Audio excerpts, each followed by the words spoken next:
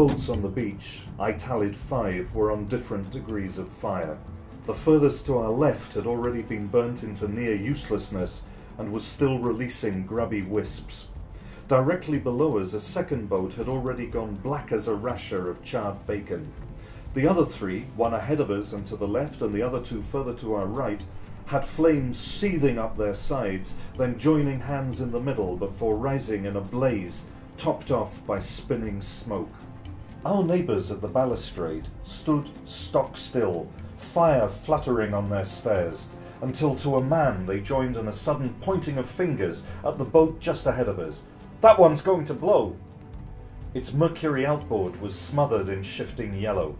After a crack loud as a slammed door, a spout of flame whooshed up high past our gawping faces and lit up the sky and the pairing of moon for seconds, until the fuel burnt out after a jiffy, leaving the boat, blackened further by the blast, to continue to crackle and cackle. Over at the pub garden, the silhouettes drank and prattled. A song came back to me that I had often played on the mono in my room at home, the home I had been picked up from by Dr. and Mrs. Whitebone what seemed like eons ago, being as I had been the last child to get on board in London for the ride down to Coldwater Bay. The lyrics ran thick and slow.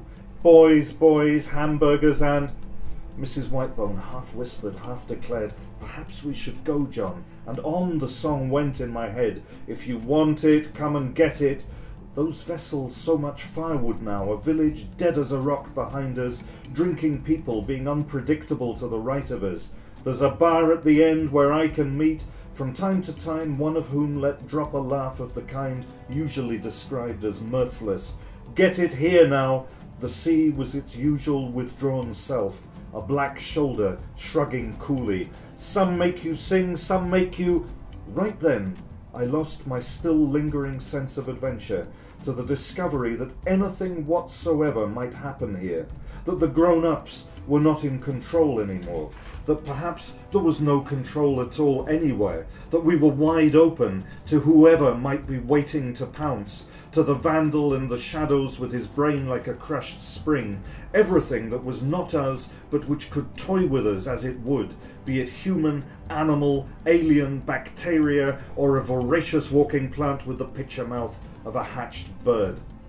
My eyes were fixed on the beach, but I was aware of the bulk of Dr. Whitebone just next to me, and that of Simon to the doctor's left, and that of Mrs. Whitebone behind me, and they no longer generated the slightest bit of reassurance, not one iota of security.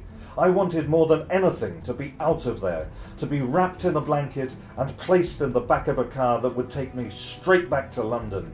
I wanted to, no, I longed, I itched, I was screaming without moving a muscle. Just take me back to London. Please get me back there. Please remove me from this spot, and I will say thank you, thank you, thank you, thank you. I will thank you as many times as you want, and more. I will kiss your knees and hug your arms. I will make you smile by jumping for joy like the little boy you still suppose I am. And what is more, I will remember you as long as I live. I will mention you to everyone in glowing terms for years and years more on top of those. But please, please, pluck me away from these railings, out of this dumbstruck crowd.